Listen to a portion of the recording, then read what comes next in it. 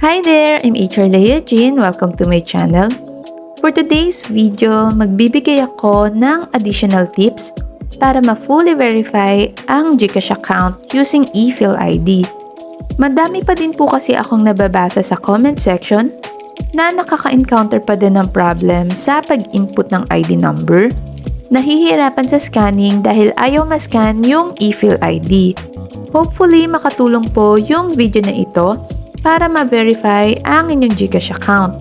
Kung bago ka pa lang sa aking channel and interested ka sa ganitong klaseng video, don't forget to like, subscribe, and hit the notification bell para updated ka sa aking latest video.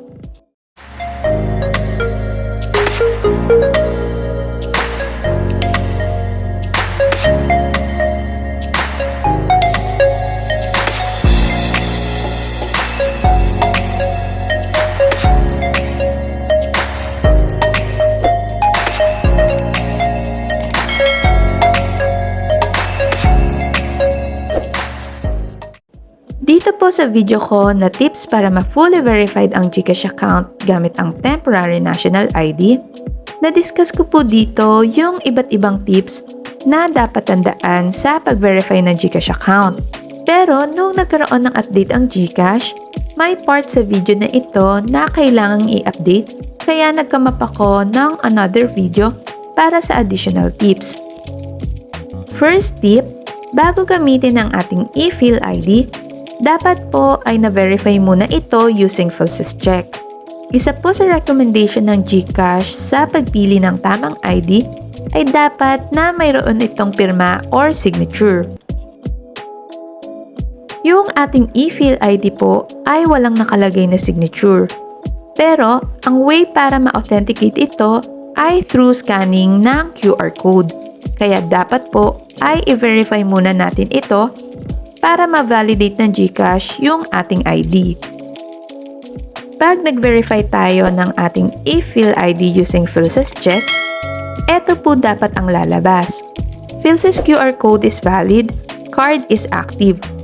Para po sa mga hindi pa na-verify ang kanilang eFill ID, meron po akong video na ginawa kung paano ito i-verify using PhilSysCheck. Ilalagay ko po yung link bago matapos yung video na ito.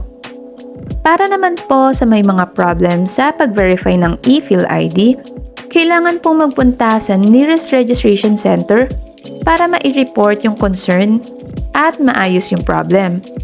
Kung susubukan nyo pa rin pong i-verify ang inyong GCash account kahit hindi po ito successfully verified using PhilSysCheck, malaki po yung chance na ma-reject ang inyong verification. Next tip ay dapat po laminated ang ating eFill ID. Isa po sa recommendation ng GCash sa pagpili ng tamang ID ay kung gagamit ng paper type ID ay dapat na nakalaminate ito. Once na na-receive nyo na ang inyong eFill ID, gupitin muna ito bago i-laminate. Ganito po dapat yung itsura ng ating eFill ID. Isa po sa viewer ko ang nag-comment na 5 minutes lang verify na yung kanyang GCash account. Basta daw po nakalaminate. Yung ginamit ko din nung nag-verify ako ng GCash account ay eFill ID din na laminated at na fully verify naman yung aking account. Third tip ay dapat po tama yung pag-input natin ng ating ID number during GCash account verification. Yung ID number ng eFill ID ay makikita sa ibaba ng picture natin. Sa pag-input ng ID number, huwag po isama yung word na PCN. Ilagay lang po natin yung numbers at dash. Nung nag-verify ako ng aking GCash account, hindi ko po nilagay ang dash, puro number lang po yung nilagay ko. At wala naman akong naging problem. Pero start po nung nag-update ang GCash, marami po akong nababasa na kailangan daw lagyan ng dash yung ID number. Isa po sa viewer ko ang nag-comment na kahit walang dash na ilagay sa ID number, ay error po ang lumalabas. Kaya pag error po yung lumalabas, isama niyo po yung dash sa pag-input ng ID number. Next tip, During scanning, ilagay po natin ang eFill ID sa white background. Pwede po natin itong ipatong sa puting mesa or sa puting papel. Ganito po dapat ang itsura during scanning. Ako po personally, hindi ko po ito na-try. Pero light background naman yung ginamit ko during scanning. At na fully verify naman yung aking GCash account. Pero madami po akong nababasa sa comment section na gamitan nga daw po ng white background. Tulad po nito sa isang viewer ko, ang sabi niya, dapat nakapatong sa white paper. Ito din po yung comment ng isa pang viewer ko. Ang sabi naman niya, dapat daw hanap kayo ng white paper at doon ilagay ang ID.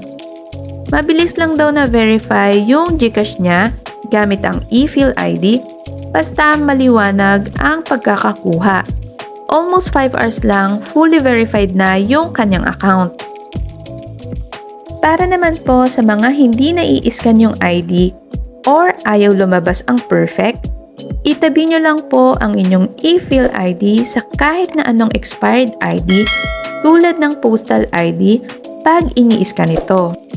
Itapat nyo muna sa expired ID yung inyong phone during scanning para mabilis lumabas yung perfect. Tsaka itapat ang phone sa eFill ID. Ako po personally, hindi ko ito na-try. Pero suggestion po ito ng isa kong viewer. Ito po ang sinabi niya sa kanyang comment. May technique sa eFill ID na laminated. Kung may iba kayong ID na expired like postal, itabi nyo sa eFill ID nyo. Pag lumitaw na ang perfect scan, tanggalin nyo agad yung isang ID para yung eFill ID lang ang maiwan. So I think it makes sense naman yung sinabi niya, wala namang masama kung susubukan natin. Last tip po, para sa mga nagkaka-problem sa verification dahil hindi updated ang picture sa eFill ID at sa actual selfie, magpunta lang po sa nearest PhilSys Registration Center para mag-update ng picture sa inyong eFill ID. Hindi ko lang po sure kung may bayad yung request ng replacement, pero pwede naman nating itanong doon sa PhilSys.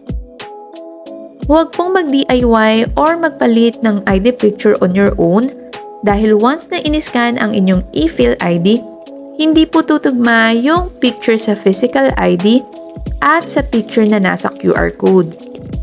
Sana po makatulong yung mga additional tip na na-discuss ko para ma-fully verify ang inyong GCash account gamit ang eFill ID. Okay, so that's it for today's video. Kung meron kayong questions or clarifications, just comment down below. And don't forget to like and subscribe to my YouTube channel. Para naman sa mga mas detailed na questions or concerns, you can reach me sa aking Facebook page at huwag pong kalimutang mag-like at i-follow yung aking page.